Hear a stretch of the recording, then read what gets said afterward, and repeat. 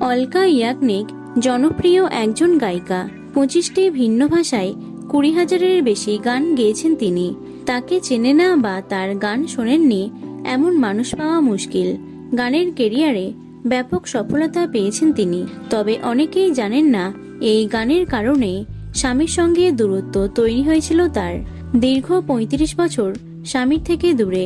বর্তমানে তিনি বিরল রোগে ভুগছেন, শ্রবণ শক্তিও হারিয়েছেন। পাশে নেই স্বামীও। কেন এমনটা হয়েছে? স্বামীর সংসার নিয়ে এবার সবটা জানালেন গায়িকা নিজেই। 1989 সালে শিলংয়ের ব্যবসায়ী নীরাজ কাপুরকে বিয়ে করেছিলেন অলকা। পারিবারিক সূত্রেই পরিচয়, তারপর প্রেম এবং বিয়ে। অথচ 35 বছর হয়ে গেল স্বামীর সঙ্গে থাকেন না তিনি। তাদের এক মেয়েও আছে, যার নাম সাইশা কাপুর। অলকা নীরাজের প্রেম কাহিনী কোনো বলিউড সিনেমা থেকে কম নয়। অলকা থাকতেন মুম্বাইয়ে, অন্যদিকে নীরাজ শিলংয়ের বাসিন্দা। এই দূরত্বই তাদের বিয়ের ক্ষেত্রে বাধা হয়ে দাঁড়িয়েছিল। তবে তারপরেও বিয়ের সিদ্ধান্ত নিয়েছিলেন তারা। 2 মাস প্রেমের সম্পর্কে থাকার পর বিয়ে করেছিলেন অলকা ইয়াগনিক এবং নীরাজ কাপুর।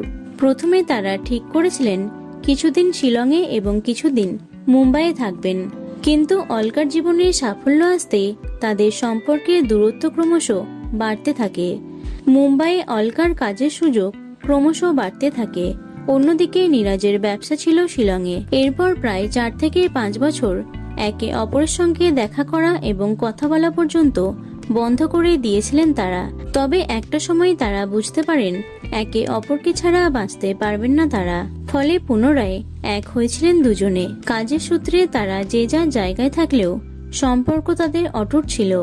একটা সময় কুমার শানু এবং উদিত নারায়ণের সঙ্গে অলকার প্রেমের সম্পর্ক রয়েছে বলেও গুঞ্জন শোনা গেছিল। তবে অলকা প্রমাণ করেছিলেন সবটাই ভুয়ো। বরাবরই স্বামী নীরাজকেই ভালোবেসেছেন অলকা।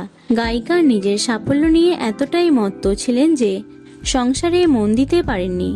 অধিকাংশ সময় স্বামীর থেকে আলাদাই থেকেছেন তিনি, যা নিয়ে আজও আক্ষেপ করতে শোনা যায় তাকে। আজও নীরাজের সঙ্গেই বৈবাহিক সম্পর্কে আবদ্ধ তিনি।